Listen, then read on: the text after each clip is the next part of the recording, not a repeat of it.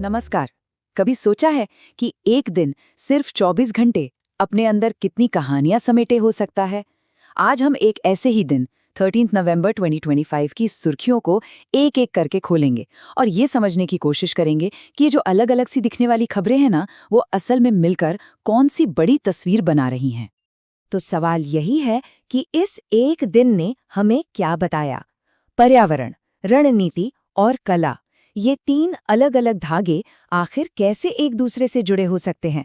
चलिए इन कनेक्शंस को ढूंढने के लिए थोड़ा गहराई में उतरते हैं। कहानी का पहला धागा वो जुड़ा है हमारी पृथ्वी से, उन चेतावनियों से जो वो हमें लगातार दे रही है। दूसरा धागा है एक देश की रणनीति का, दुनिया की बिसात पर भारत के सधे हुए कदमों का। और तीसरा धागा वो इंसान की जीत और हार से बुना है। एक तरफ एक कलाकार का शिखर है तो दूसरी तरफ एक खिलाड़ी का संघर्ष।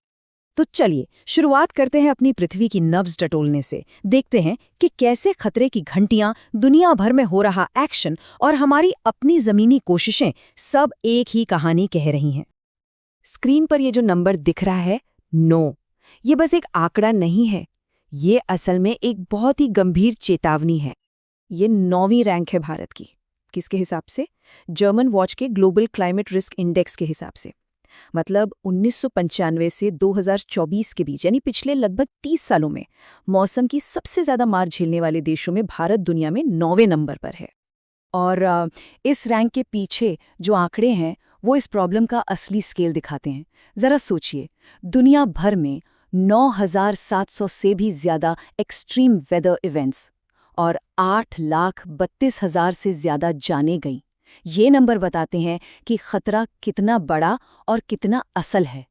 तो फिर सवाल ये उठता है कि जब खतरा इतना बड़ा है तो क्या दुनिया हाथ पर हाथ धरे बैठी है, या इसे रोकने के लिए कुछ हो भी रहा है? बिल्कुल हो रहा है। ठीक उसी 13 नवंबर को केन्या के नैरोबी में दुनिया के बड़े देश मॉन्ट्रियल प्रोटोकॉल के तहत मिले।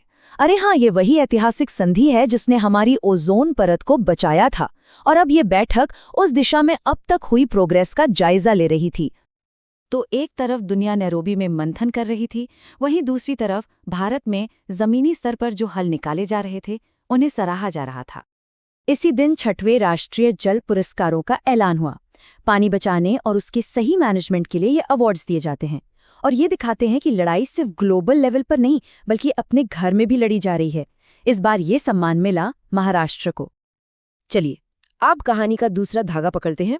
विश्व मंच पर भारत।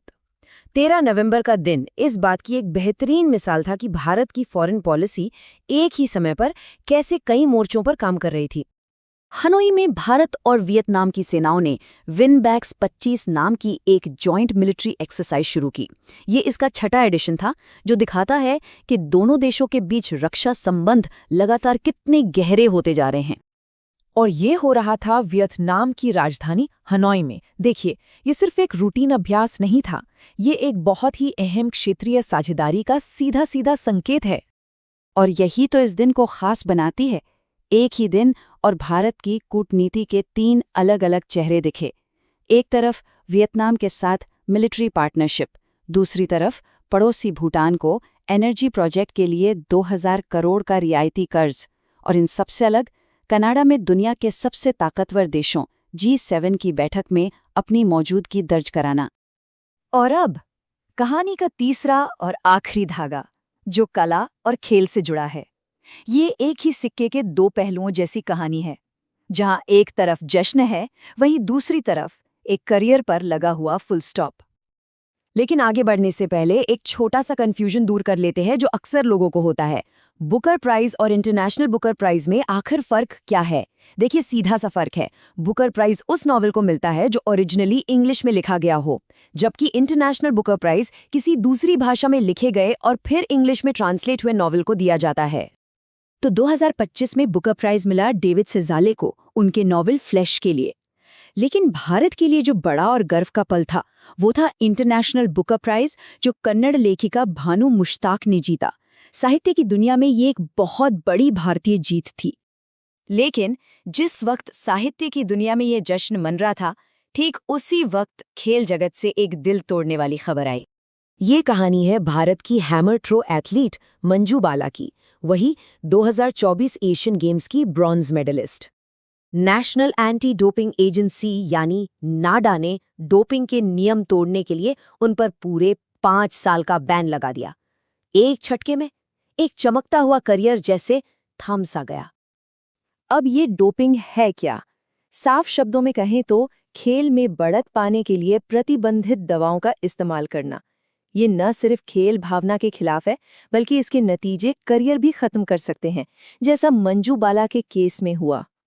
तो 13 नवंबर 2025 का ये दिन हमें आखिर दिखाता क्या है?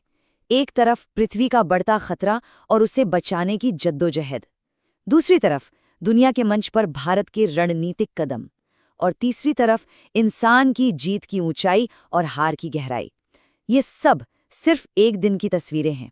तो जरा सोचिए, अगर एक दिन की सुर्खियां हमें इतना कुछ बता सकती हैं, तो वो कौन से बड़े पैटर्न और कनेक्शंस हैं जिन्हें हम हर रोज की भागदौड़ में देखने से चूक